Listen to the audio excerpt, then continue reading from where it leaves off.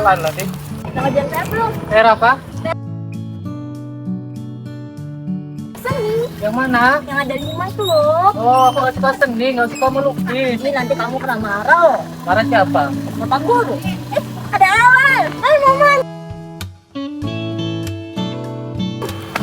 Alan, udah lama? Enggak, mau terima manusia. Ya, masuk. Ya. Hei, Doni, tunggu!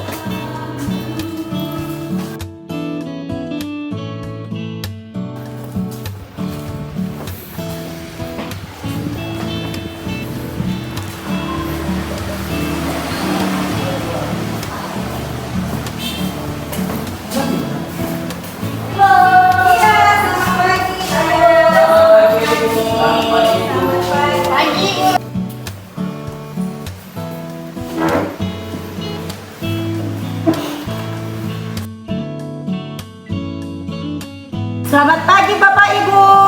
Selamat pagi, Bu. Gimana Pak? Ibunya sekarang lagi dalam apa? Oh, sekarang saya lagi nanam padi. Udah kemarin. Saya mau 1 kilo ya Pak. Bisa.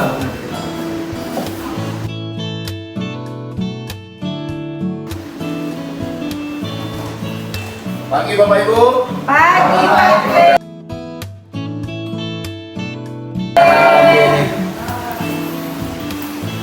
Terus ada kerja semangat.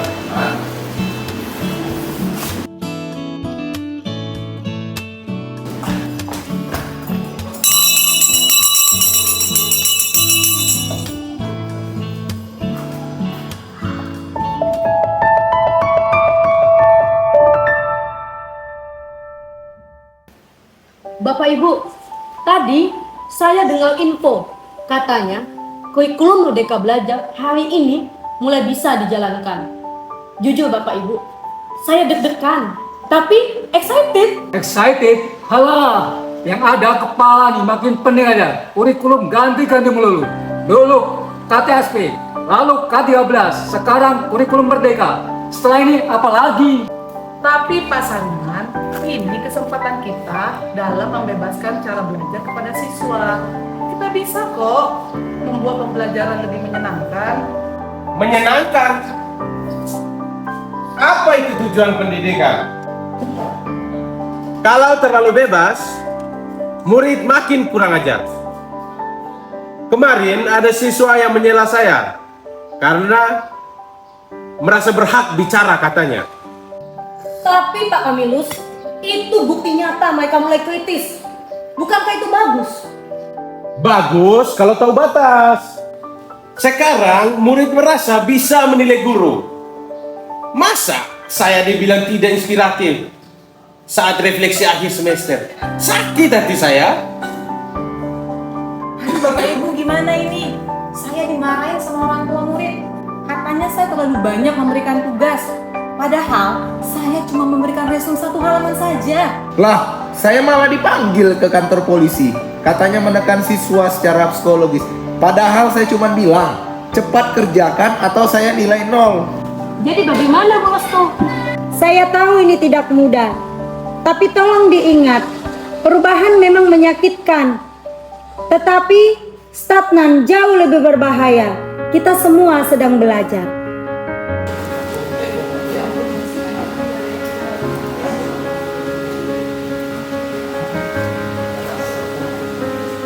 Di majas ini ada 4, ada majas perbandingan, majas sindiran, sendiri jawabannya. Kemudian nomor 15. 15. Sini jawabannya tepat. Oke. Kalau sudah tergelar,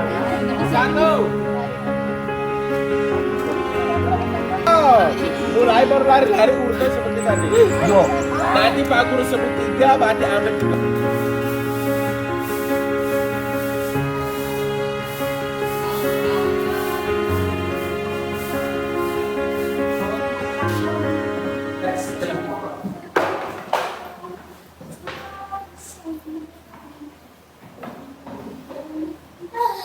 Katanya merdeka belajar, tapi kita kayak kelinci percobaan. Ya, guru-guru sekarang beda-beda maunya. Satu minta PPT, satu minta video, satu minta tulisan tangan. Kita kayak menjadi konten kreator, bukan pelajar. Kalian tahu nggak? Aku kan pernah tanya soal nilai. Aku dibilang kurang ajar sama guru-guru. Teman-teman tahu nggak, kita disuruh kolaborasi, giliran ibu dikit disuruh diem, jadi bingung kan? Iya loh, katanya merdeka belajar.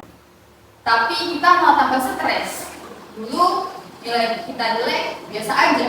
Sekarang disuruh refleksi lah, disuruh portofolio lah, proyek lah.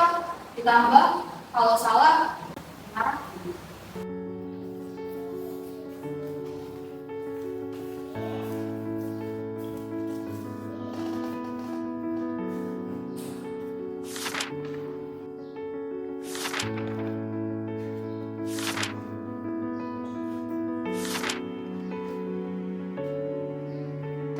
Apa-apaan semua ini? Kita dipaksa jadi fasilitator, bukan pendidik. Kalau semua ditentukan oleh anak, buat apa kita ada di sini? Tapi mereka subjek pembelajaran, Pak. Kita ini pendamping, Bapak Ibu, bukan penguasa. Jangan bawa-bawa teori idealis. Realita di lapangan beda. Siswa makin kurang ajar. Hormat saja tidak tahu. Itu karena kita belum memberikan ruang kepada mereka dalam bicara. Mungkin kita ini sibuk dalam memberi, sampai lupa untuk mendengarkan mereka. Jangan sok tahu Bu Rud. Murid kita beda dari sekolah favorit. Kita di daerah pesisir, disuruh berpikir kritis. Mereka bahkan tak bisa menyusun kalimat lengkap. Justru karena itu, Bapak Ibu, kita perlu ubah pendekatan. Apa Bapak Ibu semuanya mau cara mengajar kita terus seperti 20 tahun yang lalu? Kalian, guru-guru muda, cuma bisa berteori, giliran nilai murid hancur. Siapa yang ditanya? Kita. Cukup Pak, kalau kita hanya saling serang, kita tak akan kemana-mana. Mari kita dengarkan suara mereka. Biarkan siswa berbicara, lalu kita putuskan bersama-sama. Sekolah ini mau dibawa kemana?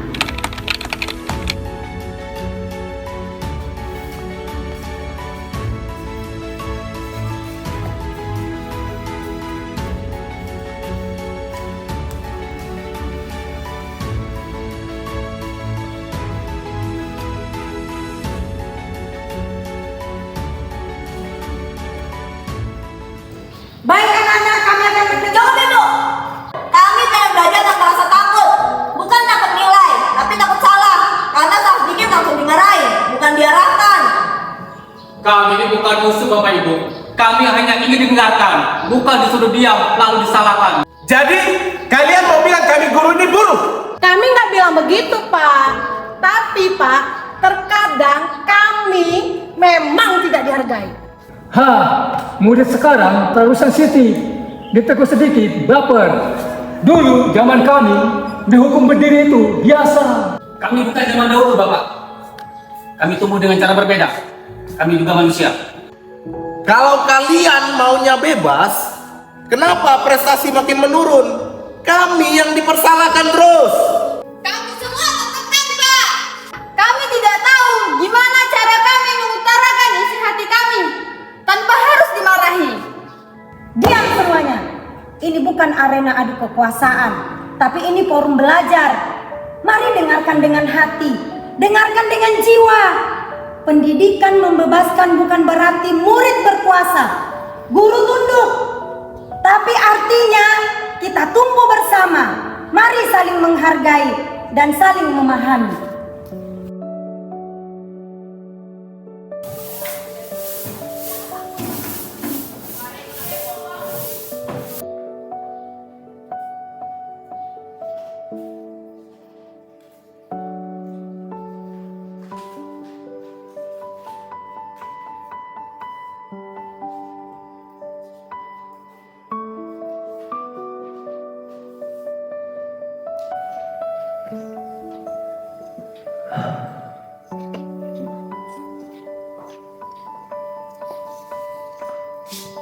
Pak Kamilus, saya tahu Bapak ingin siswa jadi disiplin.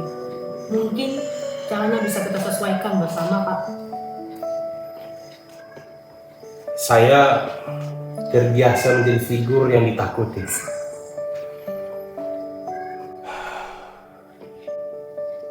Karena itu mungkin yang saya alami dulu.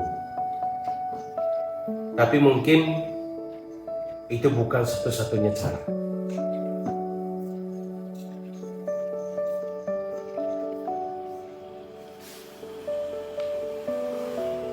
Mungkin kita memang harus belajar kembali. Bukan hanya mengajar, belajar juga memahami mereka, dan juga belajar mengubah diri kita. Nah, gitu dong. Kita kan bisa memulai dari hal yang kecil, seperti menanyakan apa yang kamu pikirkan hari ini sebelum memulai pembelajaran. Siapa tahu itu bisa membuka dialog kita kepada mereka. Saya tua, iya. Tapi bukan berarti saya tak bisa berubah. Demi kemajuan anak-anak kita, saya mau mencoba. Ada Islam, Konghucu, Kristen, Katolik. Di sekolah ini, kami pernah saling menyalahkan, tapi kami memilih untuk saling memahami. Kami belajar kembali menjadi guru, dan murid juga belajar menjadi manusia. Dan dibuat dari botol bekas. Nah, nanti botol ini diberi warna dengan Aduh, si Marco, bukan itu maksud Miss. Aduh, gimana ini? Beda sedikit. Jadi gini loh Vila, hasil obat dapat 4 jadi